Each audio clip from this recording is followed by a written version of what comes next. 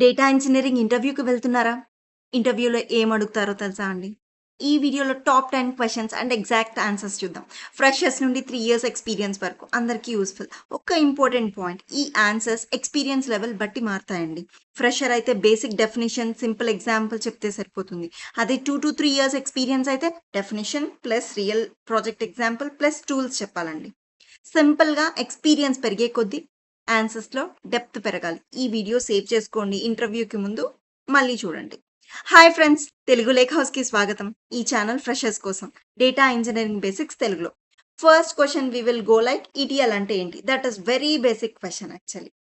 So ఎగ్జాక్ట్‌గా if they ask this question try to answer this way. ETL అంటే extract, transform and load. ఈ అంటే వేరే systems నుంచి డేటా తీసుకోవడం, టీ అంటే ఆ డేటాని క్లీన్ చేయడం, ఎల్ అంటే క్లీన్ డేటాని డేటా వేర్‌హౌస్‌లో స్టోర్ చేయడం.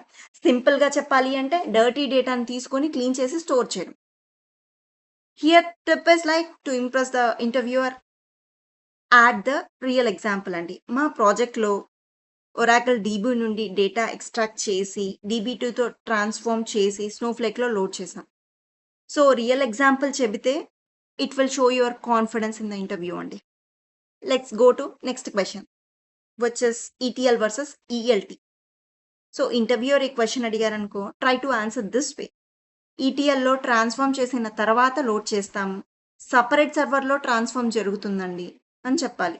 ఈఎల్టీలో లోడ్ చేసిన తర్వాత ట్రాన్స్ఫార్మ్ చేస్తాం. డేటా వేర్ హౌస్‌లోనే ట్రాన్స్ఫార్మ్ జరుగుతుంది. దీంట్లో టిప్ ఏంటి అంటే 2026లో స్నోఫ్లేక్, బిగ్ క్వైరీ వంటి పవర్ఫుల్ వేర్ హౌస్ వచ్చాక ఈఎల్టీ అప్రోచ్ ఎక్కువ పాపులర్ అయింది. కరెంట్ ట్రెండ్ అని తెలుసు అని చూపిస్తుంది. And interviewer get impress because of this answer. And coming to third question which is incremental load versus full load. Full load అంటే మొత్తం డేటాని ఎవ్రీ టైం లోడ్ చేయడం. టైం ఎక్కువ పడుతుంది, కాస్ట్ కూడా ఎక్కువ పడుతుంది. When it comes to incremental load, new data మాత్రమే లోడ్ చేయడం. తక్కువ టైం పడుతుంది, కాస్ట్ తక్కువ పడుతుంది అండ్ ఇట్ ఇస్ ఫాస్ట్.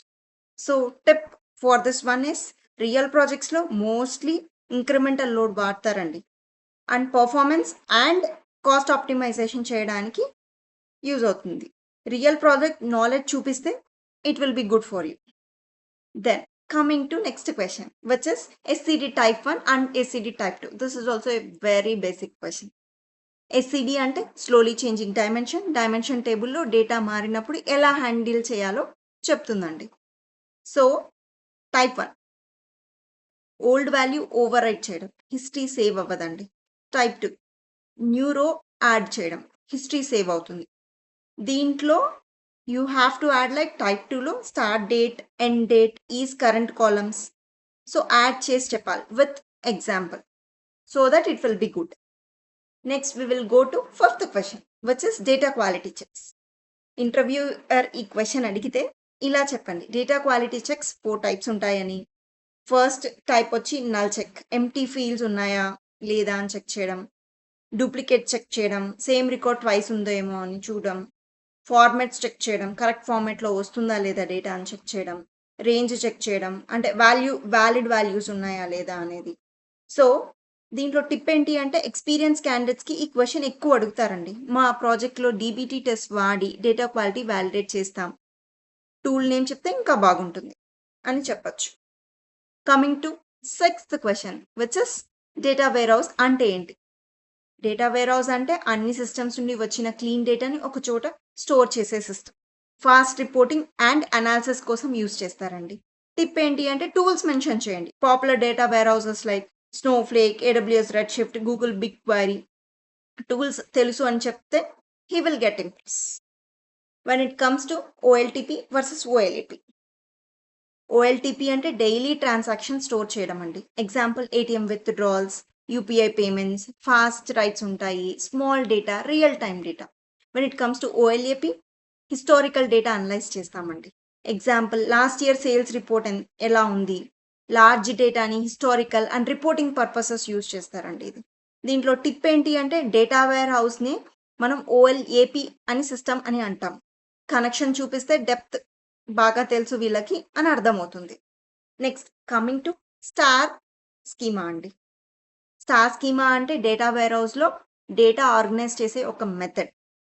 మిడిల్‌లో ఫ్యాక్ట్ టేబుల్ ఉంటుంది. బిజినెస్ నెంబర్ స్టోర్ అవుతాయి. చుట్టూ డైమెన్షన్ టేబుల్స్ ఉంటాయి. డీటెయిల్స్ స్టోర్ అవుతాయి. స్టార్‌లా కనిపిస్తుంది. అందుకే స్టార్ స్కీమా అంటారు. దీంట్లో టిప్ ఏంటి అంటే star schema denormalised one. Queries ఫాస్ట్‌గా రన్ అవుతాయి. అదే when it comes to Snowflake schema normalised and storage save అవుతుంది. బట్ మోర్ జాయిన్స్ ఉంటాయి. రియల్ ప్రాజెక్ట్స్‌లో స్టార్ స్కీమా ఎక్కువ వాడతారండి. You can add these points to the answer. Next coming to fact table and dimension table.